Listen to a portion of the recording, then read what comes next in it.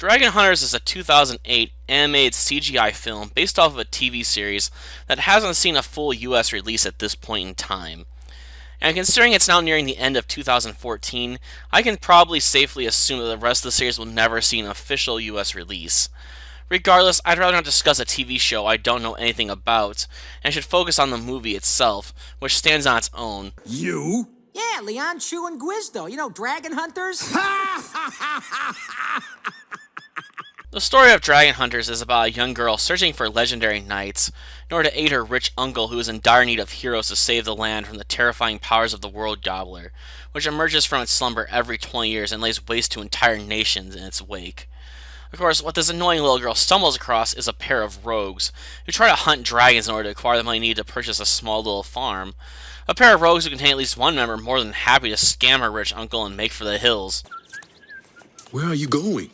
The quaff a cold one, buddy. It's not every day we get to rip off a blind old geezer. But like any classic story, they manage to come out on top only to get screwed over by Lord Arnold in the end. All right, look. Isn't that your X at the bottom of this parchment? All right, enough of this. I don't see any hunters. What I see are two coarse and lowly rogues.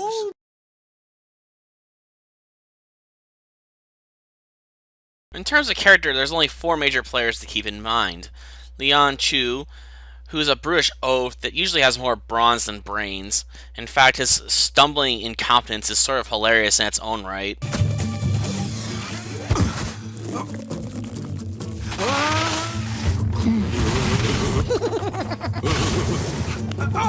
And his partner Guizdo, who constantly comments on how bad and uncredible he looks, because he's constantly bumbling over his own feet when it comes to actual fighting the dragons. Though strangely, he can also be competent at times as well.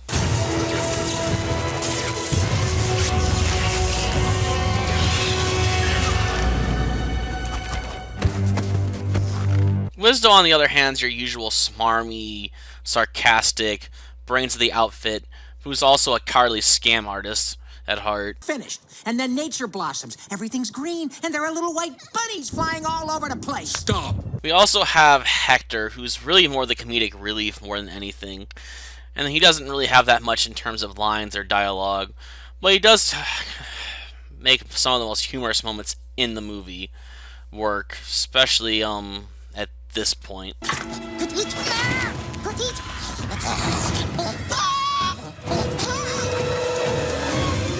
And finally, we have Zoe, niece of not King Arnold, I guess Lord Arnold, who's probably the most annoying blabbermouth I've seen in a movie recently. She never seems to know when to be quiet, but at the same time, her behavior is both childlike and endearing as much as it is frustrating. It's a sort of love-hate relationship you have with her as a character. Though strangely, I can't complain about the voice actress because she makes the character work.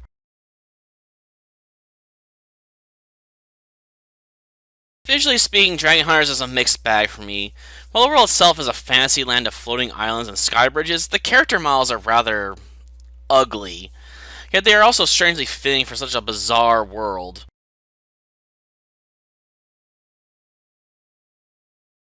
Dragon Hunters doesn't really have any catchy tunes attached to it.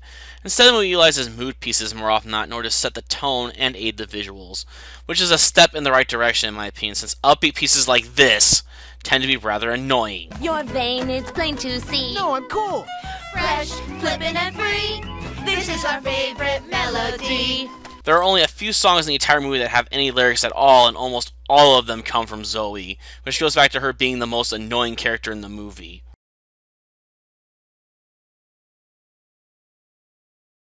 I'll be honest and say I don't really have anything positive or negative to say about the voice acting talent in this movie.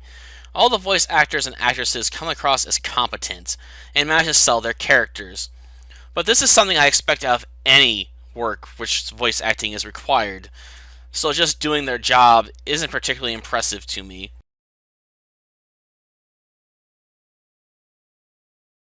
Dragon Hunters is definitely a break from the usual CGI animated fare we get on this channel. Usually it's something like Puss in Boots or Kiara the Brave, which are just complete messes of movies that just don't deserve any real attention at all.